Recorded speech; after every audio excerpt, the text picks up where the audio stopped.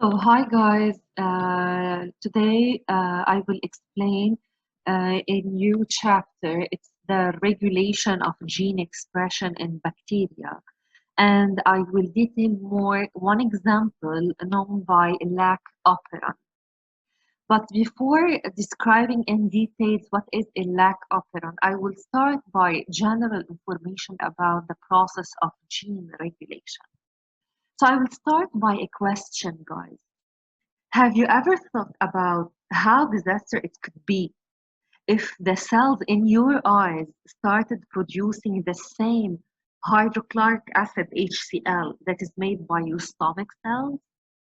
كنا بنعرف guys إنه your stomach cells produce HCl to help break down food, right? بس أكيد you definitely don't want that in your eyes. Thank God that doesn't happen. تخيلوا HCl are produced in your eyes. But it's surprising because both your eye cells and your stomach cells contain all of your DNA. Both types of cells contain exactly the same information, the same DNA. All of your DNA is present in all the cell's body, but the portion, guys, the portions that are used by each cell need to be regulated somehow. Otherwise, we could end up with something ridiculous like eye cells producing HCl, and that okay, it wouldn't just be a waste of resource that would actually be very difficult to tolerate because producing HCl by our cells will produce the sensation, the unpleasant sensation. تخيلوا عيونكم قد ايه بيحرقوكم with the production of the HCl or hydrochloric acid. The HCl should be produced inside your stomach to break down food, not inside your eye cells. But مثل ما قلت لكم قبل شوي, both cells contain exactly the same information, the same DNA information. So each cell needs to select specific type of information from the DNA, from the genome, and will regulate the expression of this information. So guys, you want some genes to be regulated. What is the definition of regulated? Gene regulated means the genes controlled. In the eye, we shouldn't produce HCl. We should produce the HCl in the stomach. So it's very important to determine which genes will be turned on and which genes will be turned off. And this process is called gene regulation. Okay, so it's very important to regulate the expression of the genes depending on cell types. So there are many ways that genes are regulated. In this chapter, we will start by the regulation of gene expression in prokaryotes in bacteria. So I will explain one example of regulation in bacteria. And next, in chapter 18, we will discuss the regulation of gene expression in eukaryotes. So guys, I finished the first part representing a brief introduction about the term gene regulation. Okay, I will move more into the handout, the concept of regulation in bacteria. So guys, you have to keep in mind that the best strategy for an organism to survive is to adapt quickly to any change in the environment. So any change in the outside environment will affect the internal space. How? By turning on or turning off the expression of some genes. And this turning on or turning off the expression of these genes will help the organism to survive. This regulation of gene expression, guys, will help the cells or the organism to produce proteins only when and where they are needed. Yani at appropriate time, the proteins will be produced. If they are required by the cells or by the organism, they are produced. If they are not required at this time, the gene will be turned off, so no more production of these proteins. Okay, guys? So it's very important to keep in mind that the regulation of gene expression means turning on or turning off the expression of this gene in response to extracellular signals, so we can produce protein only when and where they are needed. Since we are discussing prokaryotes, so رح ناخد one example, the example of the bacteria, and I will start first by explaining the life cycle of the bacteria. البكتيريا, most bacteria are considered as free living organisms. شو اللايف سايكل تاع البكتيريا؟ كلنا بنعرف انه البكتيريا عندها a simple life mode اللي هي عبارة عن growth followed by division. So the bacteria will grow by increasing in mass مثل ما شايفين هون, and then the cell will divide by binary fission in order to produce two identical daughter cells. This process, guys, of growth followed by division must be regulated. So we have genes behind the process of growth and cell division. These genes that must be regulated, their activities will be regulated بأي معنى؟ إنه these genes will be turned on only when needed. So when the cell should grow, the genes responsible for the growth will be turned on. When the genes need to divide, the genes responsible for the division will be turned on. وبوقت تاني at inappropriate time, these genes will be turned off. So these types of genes with activity is regulated in response to the needs of the cell or organisms are called regulated genes. At the same time, in all organisms, you can find some genes active and always expressed. يعني they are always turned on. ما بطفيهم لهول الجين, دايما عم بيكونوا transcribed and translated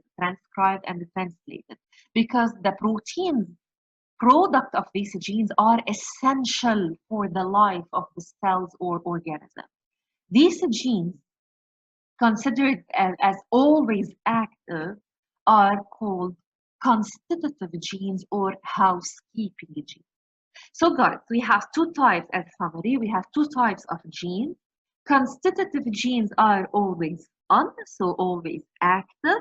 However, the regulated genes, their expression is regulated. معناتها they will be turned on only in response to the needs of a cell or organism. وبالوقت اللي ما بدي إياهم at inappropriate time, the genes will be turned off. So two types, constitutive or housekeeping genes, وبعكسها في عنا regulated genes. So guys, the goal of this chapter is to learn about some of the mechanisms by which gene expression is regulated in bacteria. So genes, guys, which encode proteins that work together in the cell are organized into operons. So إذا بجي بتطلع على البكتيريا guys, بتطلع على البكتيريا chromosome, رح لاقي part of this bacterial chromosome composed of a promoter followed by several genes. Example هون gene 1, gene 2, gene 3. بس عشرت إنه these genes work together, so they will be transcribed into one messenger RNA containing the information of gene 1, gene 2, gene 3, and after translation will produce three different proteins, protein 1, protein 2, protein 3, but please keep in mind that all these proteins will work together in the cell. This structure, guys, is known by operon. So what is the definition of an operon? Operon is a DNA sequence composed of a promoter followed by different genes عشرت إنه the product of these genes will work together. These adjacent genes, guys, they are located next to each other, are transcribed together onto a polycistronic mRNA. شو معناتها polycistronic mRNA? The polycistronic mRNA will contain the information from more than one gene. So هون أنا بيطلع عندي only one single messenger RNA, but this messenger RNA contains at the same time the information from gene 1, gene 2, and the gene 3. concept, guys, this term polycistronic mRNA, cistron here means a gene، يعني بمعنى تاني كأنه فينا نقول polygenic mRNA. So it's an mRNA but contains the information from more than one gene at the same time. So هون بدي فرجيكم guys بهيدي الفيجر إنه we have two types of genes, a monocistronic gene and a polycistronic gene. In a monocistronic gene, this gene after transcription will produce a monocistronic mRNA, means contain the information from only one gene, and after translation will produce only one protein. However, in the case of polycistronic gene, you will find gene A, gene B, gene C. After transcription, so رح تشوفوا guys in such a gene we have only one promoter binding site for the RNA polymerase, and at the end we have one termination. So no promoter for each gene. Here we have only one promoter common for gene A, gene B, gene C. So after transcription you will produce only one messenger RNA, بس بهالوقت it's a polycistronic mRNA which contains the information from more than one gene, gene A, gene B, and gene C. This polycistronic mRNA after translation will produce 3 different proteins, بس عشان these proteins will work together. Okay? So, guys, in order to regulate the expression of this polycistronic gene, we need the interaction of a regulatory sequence, DNA sequence, and a regulatory protein. So رح نشوف هلا بعد شوي، بس بدي أخبركم هون قبل. So this is a polycistronic gene. ملاحظين guys هون في عنا promoter اللي هي the binding site of the RNA polymerase, but between this promoter and the gene 1, gene 2, gene 3 إذا ملاحظين هون بالlight gray we have a sequence of DNA. It's a regulatory DNA sequence. It's also a binding site for a regulatory protein. So if the regulatory protein, من اسمها regulatory protein means will regulate, okay? So if the regulatory protein will bind here, the RNA polymerase present before cannot move toward the gene 1, gene 2, gene 3, so you will block the expression, the transcription of these genes. However, if there is no regulatory protein attached to this regulatory sequence, the RNA polymerase at the level of the promoter now can join the gene 1, gene 2, gene 3. So these genes will be transcribed, translated, and the proteins are now active. Awesome. So guys, I presented in the first slide the structure of the operon. So هون بدي منكم guys نفهم بعد a general concept. إذا تخيلوا guys في عنا bacteria cultured in a culture dish. Okay, so on a medium you will culture bacteria. This bacteria بتشوفوها will grow and divide, okay, but there's no expression of additional gene. If you add a substance to the medium and you will start to observe the expression, the turning on of the expression of some gene, معناتها these genes involved are said to be inducible gene. Okay, so what is an inducible gene? Inducible gene هو gene present in the bacteria. The expression of this gene will be turned on after the addition of a substance to the medium. So بس بهيدي الحالة بنقول إنه these genes are said to be inducible. And this substance added to the medium is known by inducer.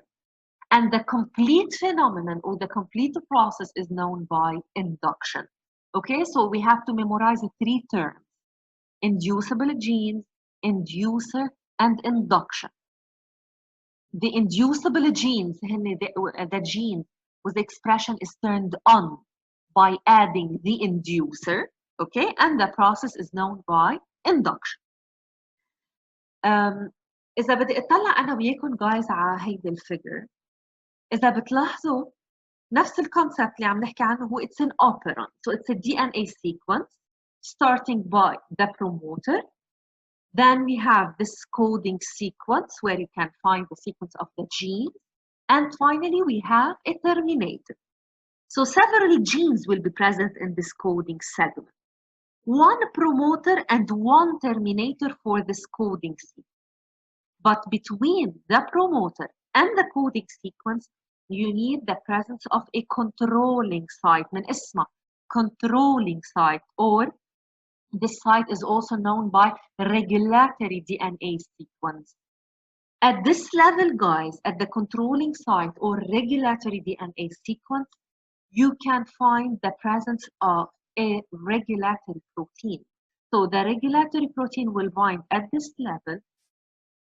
من اسمها guys, the regulatory protein, يعني it could be a repressor or an activator. If this regulatory protein is a repressor, so will bind to the controlling site here, preventing the RNA polymerase from moving from promoter to coding sequence. However, if you remove this repressor or regulatory protein from the controlling site, now our RNA polymerase present at the promoter can reach the coding sequence, so transcribe the sequence and then translate the messenger RNA into protein. So guys, مثل ما اتفقنا هون إنه we need a regulatory event. هالevent include the regulatory protein and the regulatory DNA sequence. In addition to these two guys, also we need an inducer. He the substance added to the medium and induce the expression of this gene. So when the inducer is present, the regulatory protein and the DNA regulatory sequence are all together present, the regulatory event will occur, and then the RNA polymerase will initiate the transcription at the promoter, and you can produce the messenger RNA, and finally the protein will be produced. Guys, important note to keep in mind: the controlling site or the regulatory DNA sequence اللي هي present between the promoter and the genes or the coding sequence does not code for any product. It's not transcribed. Okay, so this controlling site will not produce a protein. The transcription starts just after the controlling site at the level of gene 1, gene 2, gene 3. The controlling site or the regulatory DNA sequence is only for the regulation. It's a binding site for the regulatory protein, بس ما بتعطيني any product or any protein. So here we need to explain more in detail one example of such gene regulation.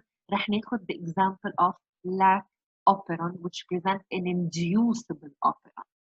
Lac stands for lactose, so it's the lactose operon. Okay, so بدنا نحكي عن one case, it's the lac operon or lactose operon. So guys, خلينا نبلش أول شيء بالإيكولاي اللي هي the bacteria. الإيكولاي guys can grow in simple medium containing salt, including a nitrogen source and a carbon source such as glucose. Okay, so لتقدر تكبر الإيكولاي بدها a simple medium، بدها شغلتين، بدها salt لتعطيها السورس of nitrogen، وبدها a carbon source اللي هو الجلوكوز. So the preferable source of carbon and the preferable source of energy بالنسبة للإيكولاي as bacteria it's the glucose. So بالنسبة للبكتيريا الجلوكوز هو المفضل عندها. So inside the genome of the bacteria always you will find the genes constitutively produced in order to metabolize the glucose. Okay? لنحوله لsource of carbon وليعطينا energy. So the genes that metabolize the glucose are considered as constitutive genes or housekeeping genes. But if the glucose is absent in the medium, E. coli will search for another source of carbon, another source of energy. إذا الجلوكوز مش موجود بدها تفتش عن شيء ثاني. So the second source used by the E. coli after the glucose إذا الجلوكوز مش موجود is the lactose. شو هو اللاكتوز guys؟ Lactose is a disaccharide. Disaccharide means composed of two sugars, two monosaccharides, اللي هن glucose and galactose. So if the lactose is present in the medium as the sole carbon source, يعني if the lactose is the only source of carbon and energy present in the medium without glucose, okay?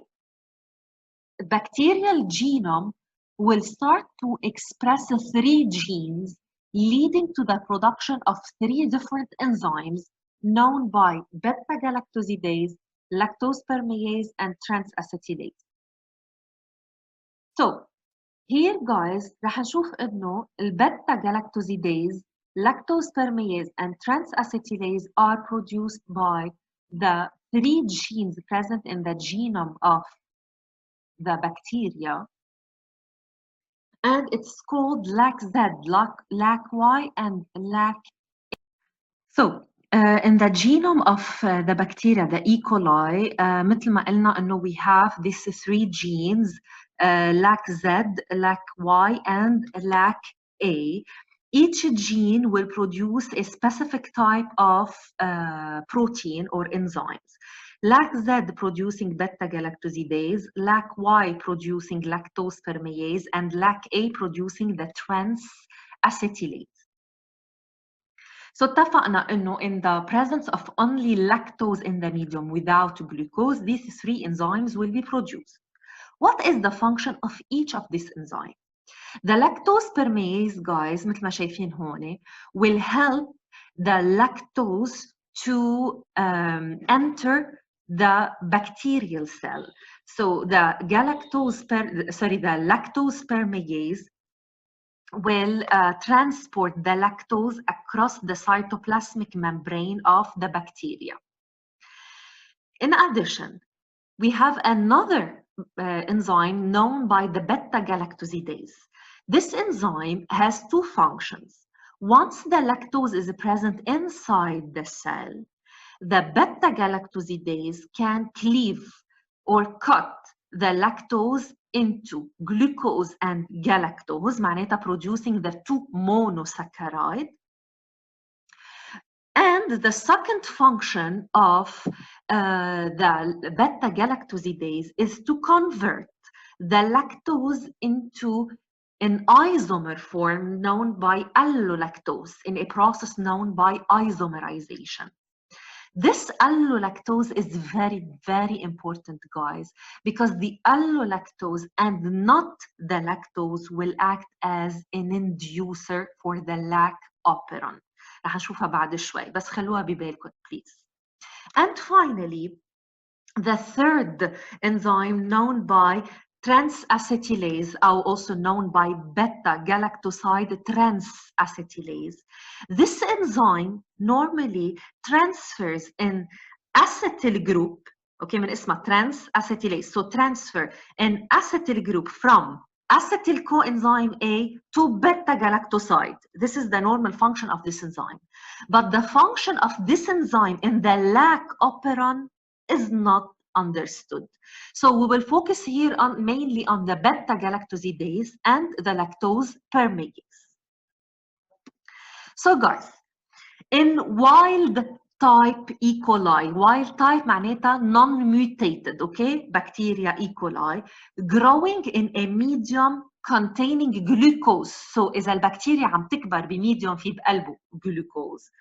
Only very low concentration of each of the three enzymes is produced. يعني إذا كان بالميديوم في عنا glucose رح تلاقوا only a small concentration of beta-galactosidase, lactose permease and trans-acetylase. رح ناخد example إنه رح نعمل production of only 3 beta-galactosidase. Okay? If the glucose is present رح أقدر أعمل only 3 molecule of beta-galactosidase. However, in the absence of glucose and in the presence of lactose, the amount of these 3 enzymes will increase coordinately, means simultaneously, to reach تقريبا 1000 folds. Okay? So بس الجلوكوز يكون موجود الثلاثة enzymes ما بينعمل لهم production إلا ب very small amount. مجرد ما يختفي الجلوكوز من الميديوم وينوجد لللاكتوز the 3 enzymes will be produced بس هالمرة 1000 folds. يعني إذا قلنا 3 molecules بأول كيس times 1000 يعني بتاني كيس رح يصير في عنا production ل 3000 molecule of beta galactosidase. Okay? This process is called coordinate induction. Coordinate induction يعني مجرد ما أنا أحط اللاكتوز بالميديوم رح يصير في عنا a coordinate increase in the expression of the 3 enzymes. An important and very important note to keep in mind, allolactose, not lactose, is the inducer molecule responsible of the increased production of the 3 enzymes. In addition, guys, the messenger RNA for the 3 enzymes, beta-galactosidase, lactose permease, and the trans-acetylase, the messenger RNA has a very short half-life. شو يعني short half-life? Half-life means it's the time required to destroy half molecules. So if we have a very short half-life, معناتها the messenger RNA is rapidly degraded. So when lactose is gone, إذا ما بقى في عنا لاكتوز بالميديوم, the lactose genes transcription will stop and the level of the enzymes will drop rapidly. إذا كان بعد في messenger RNA بينعمل لهم degradation, the proteins already existing will degrade and then will be diluted out by cell growth and division. So in general, this is the structure of the bacterial chromosome, E. coli. هيدا segment represent the lac operon. مثل ما شفنا قبل بالgeneral case, any operon in general is composed of a promoter. In this case, the promoter is known by P-lac, followed by a controlling site or a regulatory DNA sequence. In this case, it's known by operator or lac-O, followed by the expressed region اللي هن composed of gene 1, gene 2, gene 3, lac-Z encoding the beta-galactosidase, lac-Y encoding the permease, and lac-A encoding the trans-acetylase. Just before this lac operon, guys, you will find another gene known by lac-I, also known by lac repressor gene. So this gene upstream of the lac operon, يعني قبل اللاc operon, will have its own promoter and its own terminator. وقت قلت لكم اللاc I, it's also known by lac repressor gene. معناتها this gene is responsible in the production of the repressor protein, the regulatory protein. Once expressed, the repressor protein will move and bind to the lac-O, representing the controlling site or the operator. because it's a repressor. So if the RNA polymerase binds to the promoter and the repressor is present here, the RNA polymerase cannot move to the LAC-Z, LAC-Y, and LAC-A, so no transcription. So in order to transcribe these genes, we need to remove the repressor from the operator in order to allow the transition of that RNA polymerase from the promoter to the LAC-Z, LAC-Y, and LAC-A. So هلا بنشوفها بالnext slide. So guys, we still have 2 slides to explain. The first one رح لكم the case in the absence of lactose. وبالsecond slide رح شوف أنا وياكم the case of the presence of lactose. So this figure, guys, represent the state of the lac operon in a wild type E. coli growing in the absence of lactose. So when the lactose is not present, guys, the repressor gene LAC-I is transcribed constitutively, يعني always transcribed. The translation of its mRNA will produce this LAC repressor protein. The promoter of this LAC-I, اللي هو the LAC repressor gene, is very weak. So few repressors molecules are found in the cell. Once you produce this repressor protein, the repressor protein will move and bind to the operator site اللي هو LAC-O اللي بنعرف كمان اسمه controlling site or regulatory DNA sequence. Please keep in mind that the operator sequence اللي هي the DNA regulatory sequence overlaps the promoter sequence binding site of the RNA polymerase. So if the repressor is attached to the operator site, the RNA polymerase cannot bind to the promoter and the transcription of the LAC-Z, LAC-Y, and LAC-A cannot occur. So because of this concept, guys, the LAC operon is said to be under a negative control. But keep in mind, please, guys, that this repressor protein will not just bind and stay to the operator. The repressor will bind and dissociate, okay? So yeah, بيقعد وبينفك, بيقعد وبينفك. In this split of second, بهالثانية وقت الريبريسر يروح عن الاوبريتور وقبل ما يجي ريبريسر تاني ليقعد على الاوبريتور، the RNA polymerase رح تستغل هالفرصة، رح تستغل هالsplit of second to initiate the transcription of LAC-Z, LAC-Y, and LAC-A. So that's why in the absence of lactose, you can produce a very small amount of beta-galactosidase, lactose permease, and trans-acetylase. مشان هيك قبل شوي قلت لكم let's consider إنه we will produce only 3 molecules in the absence of the lactose.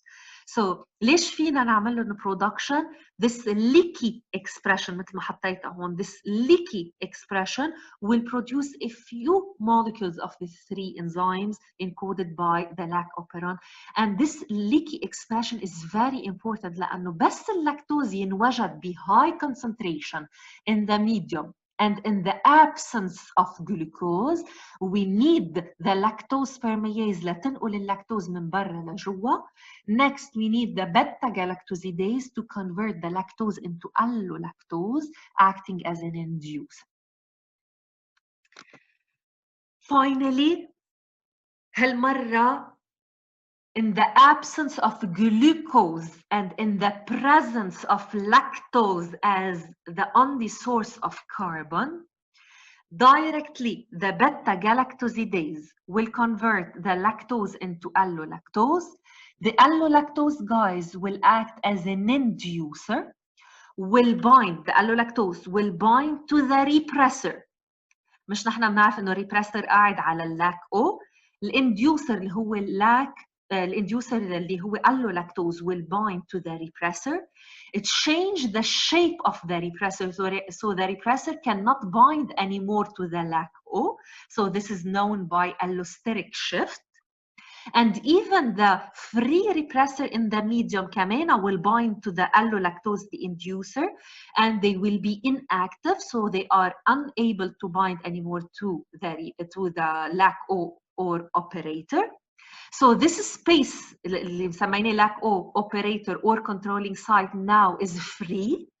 The RNA polymerase now can bind to the promoter and induce the transcription of LAC-Z, LAC-Y, LAC-A into a polycistronic or polygenic messenger RNA. And after translation, beta-galactosidase, lactose permease, and transacetylase are produced 100-folds and will start to use more and more the lactose present in the medium.